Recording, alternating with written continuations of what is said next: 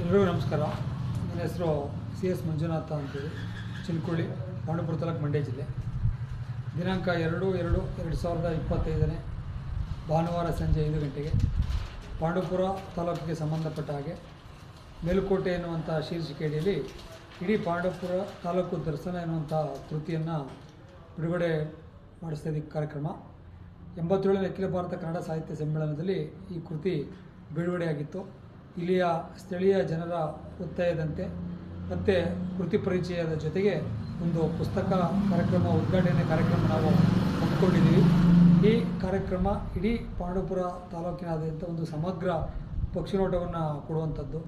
ಆ ಪಾಂಡವಪುರದ ಹಿನ್ನೆಲೆ, ಐತಿಹಾಸಿಕ ಹಿನ್ನೆಲೆ, ರಾಜಕೀಯ, ಧಾರ್ಮಿಕ, ಪೌರಾಣಿಕ ಹಾಗೂ ಪ್ರೇಕ್ಷಣೀಯ ಸ್ಥಳಗಳನ್ನು ಗುರುತಿಸುವ ನಿಟ್ಟಿನಲ್ಲಿ ಈ ಪುಸ್ತಕ ಹೊರಚೆಲ್ಲಿದೆ. ಈ ಕಾರ್ಯಕ್ರಮವನ್ನು ಔಪಚಾರಿಕವಾಗಿ ನಮ್ಮ ಎಲ್ಲ ಸ್ಥಳೀಯ ಸ್ನೇಹಿತರ ಒತ್ತಾಸೆ ಕನ್ನಡ ಸಾಹಿತ್ಯ ಪರಿಷತ್ ಭವನದಲ್ಲಿ 2/2/2025 ಫೆಬ್ರವರಿ ತಾರೀಕು ಬಿಡುಗಡೆಗೊಳ್ಳಲಿದೆ.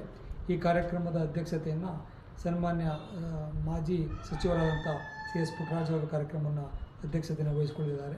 ಈ ಕಾರ್ಯಕ್ರಮ ಉದ್ಘಾಟನೆಯನ್ನು ಡಾಕ್ಟರ್ SB ರವಿಕುಮಾರ್ ಅಂತೇಳಿ ಜಂಟಿ ಕಾರ್ಮಿಕ ಆಯುಕ್ತರು ಅವರು ಕಾರ್ಯಕ್ರಮ ಉದ್ಘಾಟನೆ ಮಾಡಲಿದ್ದಾರೆ. ಈ ಕಾರ್ಯಕ್ರಮದಲ್ಲಿ ಪುಸ್ತಕ ಬಿಡುಗಡೆ ಪುಸ್ತಕವನ್ನು ಕುರಿತು ಡಾಕ್ಟರ್ HR ತಿಮ್ಮೇಗೌಡರವರು, ಮಹಾಜನ ಕಾಲೇಜಿನ ಪ್ರಾಧ್ಯಾಪಕರು ಮತ್ತು ಮುಖ್ಯಸ್ಥರು ಅವರು ಮಾತನಾಡಲಿದ್ದಾರೆ. ಹಾಗೆ ಈ ಕಾರ್ಯಕ್ರಮದ ನಿಮಿತ್ತದಲ್ಲಿ ಪುಸ್ತಕ ಬಿಡುಗಡೆ ಕಾರ್ಯಕ್ರಮವನ್ನು ವಿದ್ಯಾಪ್ರಚಾರ ಸಂಘದ ಸದಸ್ಯರಾದಂಥ ಕಾರ್ಯದರ್ಶಿಗಳಾದಂಥ ಸನ್ಮಾನ್ಯ KV ಬಸವರಾಜ್ ಸರ್ ಅವರು ನೆರವೇರಿಸಿಕೊಂಡಿದ್ದಾರೆ. ಮತ್ತು ಈ ಕಾರ್ಯಕ್ರಮದ ಜೊತೆಗೆ ಒಂದು ಸನ್ಮಾನ ಕಾರ್ಯಕ್ರಮ ನಾವು ಹಮ್ಮಿಕೊಂಡಿದ್ವಿ. ನಮಗೆ ಮಾರ್ಗ ತೋರಿಸಿದ ಕೆಲವು ಗುರುಗಳನ್ನು ನೆನೆಯುವಂಥ ಒಂದು ಕಾರ್ಯಕ್ರಮ ನಾವು ಮಾಡಿಕೊಂಡಿದ್ವಿ. ಈ ಕಾರ್ಯಕ್ರಮದಲ್ಲಿ ಪ್ರೊಫೆಸರ್ B ನಾರಾಯಣಗೌಡರು ಅವರಿಗೆ ಸನ್ಮಾನ ಮಾಡ್ತಾಯಿದ್ವಿ. S ನಾಗರಾಜ್ ಅವರು ಕೂಡ ನಾವು ಸನ್ಮಾನವನ್ನು ಮಾಡ್ತಾಯಿದ್ದೀವಿ.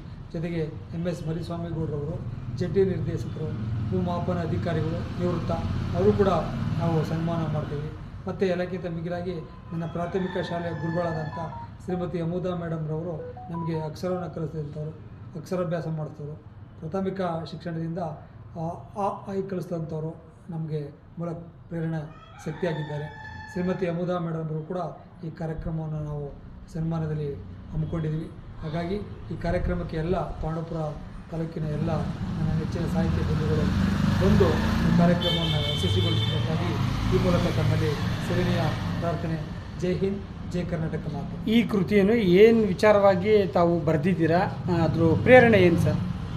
ಈ ಕೃತಿ ಬಿಡುಗಡೆ ಆಗಬೇಕಾದ್ರೆ ನಾನು ಮಂಡ್ಯ ಜಿಲ್ಲಾ ಪ್ರವಾಸವನ್ನು ಮಾಡ್ತಾಯಿದ್ದೆ. ಈ ಪ್ರವಾಸ ಮಾಡಿದ ಸಂದರ್ಭದಲ್ಲಿ ಕಾಕತಾಳಿ ಅನ್ನುವಂತೆ 87ನೇ ಅಖಿಲ ಭಾರತ ಕನ್ನಡ ಸಾಹಿತ್ಯ ಸಮ್ಮೇಳನ ನಡೀತಾಯಿತ್ತು.